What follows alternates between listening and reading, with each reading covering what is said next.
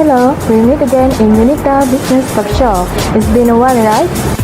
Today, we have an amazing topic to talk about. It is about a very well-known company that manufactures cars, which is the Perodua Company. We heard that Perodua Company would like to expand their business internationally at Fiji. So, we invited the Perodua Directing Manager and Marketing Manager today to tell us more about their plan. Without further ado, let us go meet them.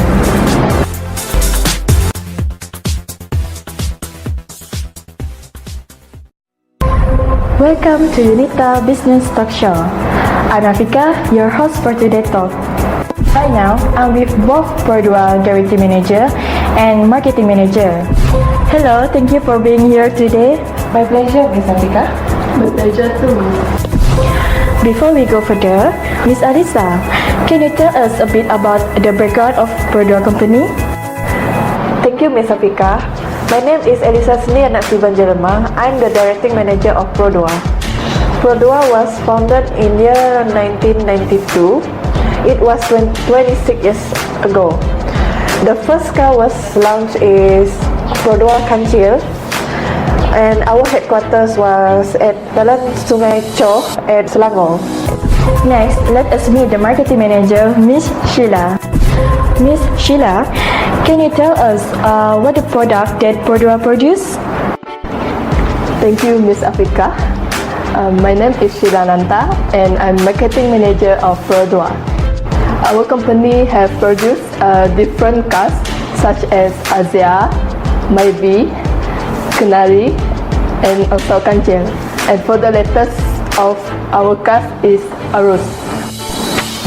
For our cars, we have different colors that have been made to reflect the color accuracy of our vehicle. Models, customers can visit any of the Perodua branches nationwide to verify it. Going back to Miss Alisa, may I know what is your company target market? Like what type customer that you target? Our target market is mostly from Brunei, Sri Lanka, Fiji, Lebanon, and Qatar. How about the percentage market that Perodua earns from an international market? Our target market percentage is 40.0%, but in this half year, we got more than 40.0%. How about the number of workers that Perodua have? Our company, Perodua, produce engine component parts for both local and international car makers, which help the automotive industry in Malaysia. Our vendor development program helps over 100 local parts suppliers that improve component quality, cost, and also delivery. Perodua strives to place first in everything it does. Our brand statement, which is building cars people first. It means stresses the importance of tailoring the product and services to individual lifestyle. It also highlights the role the company that plays in empowering the employees and partners through industry-leading training and skill transfer. Our successes are due to in great part of the fantastic team of Perodua, who are passionate about the company and the work they do. After 18 years and over 2 million cars sold, Perodua has over 10,000 people who build cars to move Malaysia. Ms. Alisa, since Perodua has been in the market for a long time, I am convinced that Perodua has many branches in Malaysia and in other countries. So, how many branches that Perodua have? Our main office corporation is located at Rawang, Selangor. We also have international branches at several countries such as GH Motor Sdn Berhad located in Brunei, Motor Trade SRL brand in Lebanon, Palace Auto Service located in Fiji, Unimo Enterprise Limited in Sri Lanka. Ms. Sheila, what is your company international market enter? To date, our company international market enter. It has 41 sales branches and also 139 sales dealers nationwide to serve its customers efficiently. Furthermore, Perodua also have 46 service branches and 125 service dealers outlets throughout Malaysia for customer convenience. Our company, Perodua, is currently exporting their cars as well as selling them to several countries such as Brunei, Sri Lanka, Fiji, Singapore, and also Indonesia. Have your company ever encountered any complaint from customer about car which is manufactured by your company? So far, for almost 30 years in the market, we do receive complaint from our customer, but company managed to solve the problem. Very great explanation from the directing manager and marketing manager. As far as we know, Perodua have been in industry for a long time, and their name already become familiar for the local people. Let's rest for a while. We will continue again after this.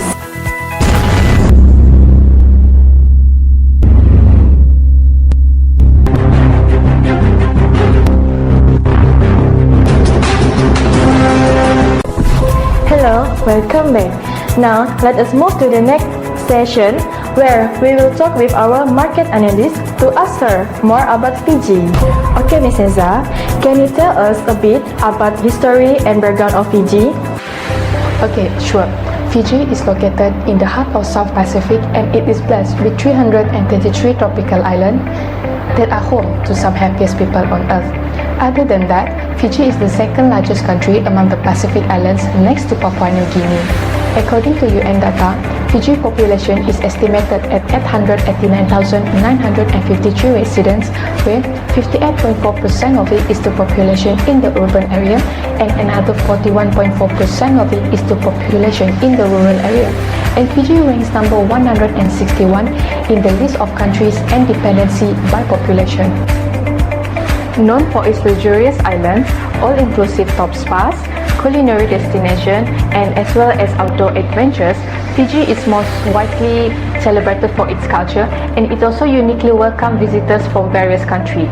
Fiji have 4 main cities which are Suva, Lutoka, Nadi, and Labasa. Suva, Fiji's biggest city and is located on the Viti Levu Island's southeast coast in the country's Rewa province. This city is the administrative and political capital of Fiji. Lutoka, Fiji's second biggest city and is located to the west of the Viti Levu Island and is the country's second port of entry after Suva.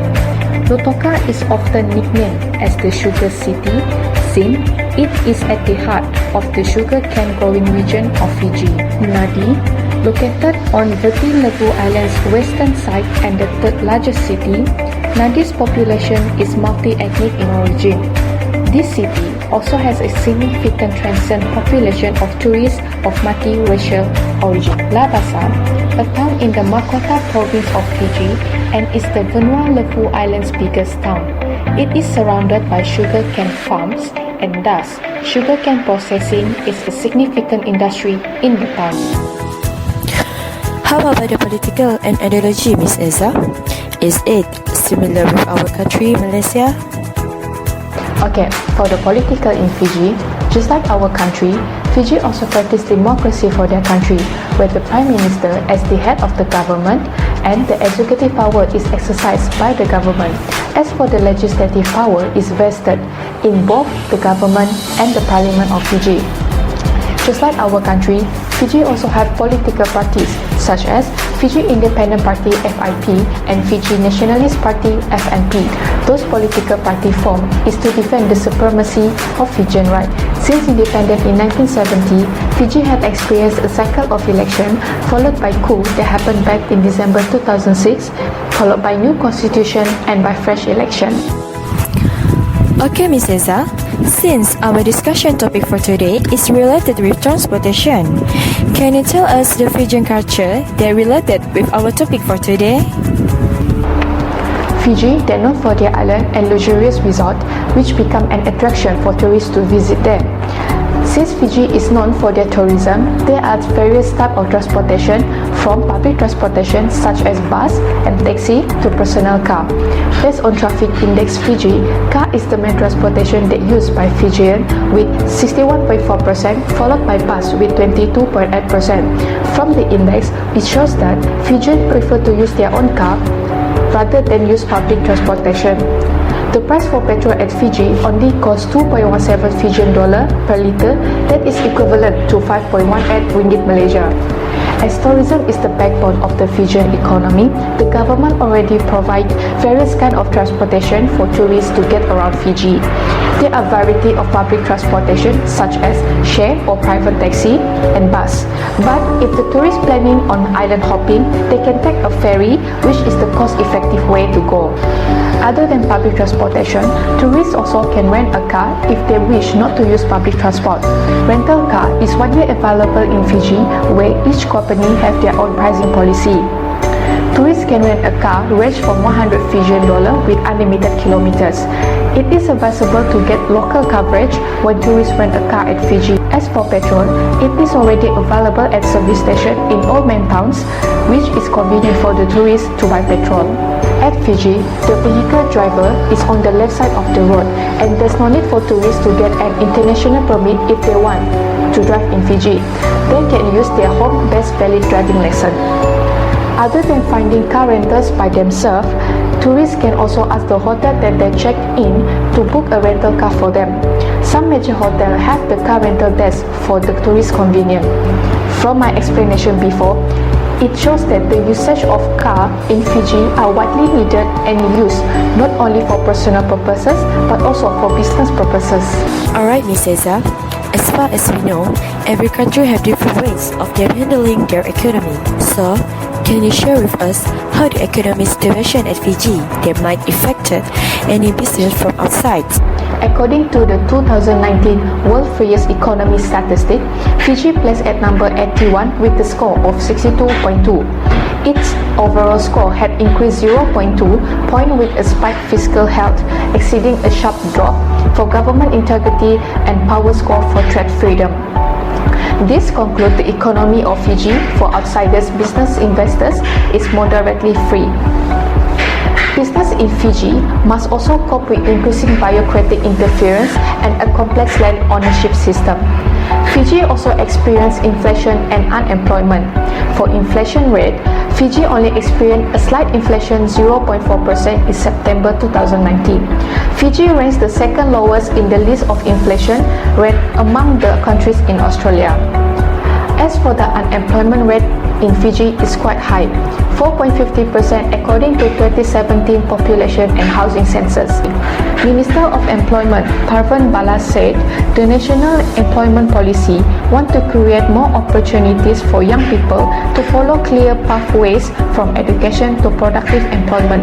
They implemented new job creation incentives such as the job fair to contribute positively towards reducing the unemployment rate to below 4%. Just like any other country, Fiji also have tax such as value-added tax VAT 9% that liable to the supplies of goods and services or the import goods made by registered person, interest rate at 5%, corporate tax rate at 20%, and Fiji income tax rate stands at 20% since 2017. Such a wonderful explanation from our market analyst. We will continue again after this.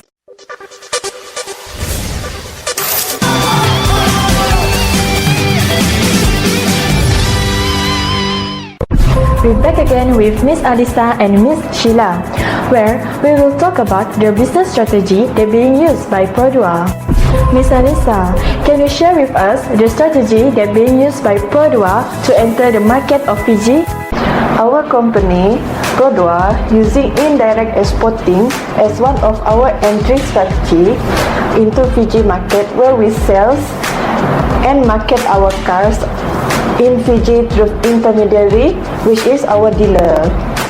In Fiji, a company named Palace Group is our dealer.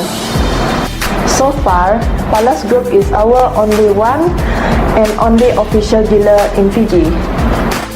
We believe that this can be a quick way to sell our cars and services to our end user in Fiji, since we will be selling through their existing customer base. Other than that, we also using existing network to market our brand and cars. Is there any specific reason why your company decided to choose Palace Group as your official dealer in Fiji? Yes, there are. One of it because company has been in Fijian automotive industry since 1980, where they start as a second-hand car dealers importing all vehicles from Japan. We believe that company already have their own existing customer and channel, and this can help to introduce our brand and car theirs. We also believe that this company already know the situation of Fijian automotive industry, where they can help to plan how to enter the market. Apart from that, the company not only focus to sell our cars but also carries out servicing and market many other associate products such as tires, batteries, even specialized spare parts. Thank you, Ms. Alisa, for your explanation. Now, moving on to Ms. Sheila. Ms. Sheila, are there any challenges that your company experienced in doing business in Fiji?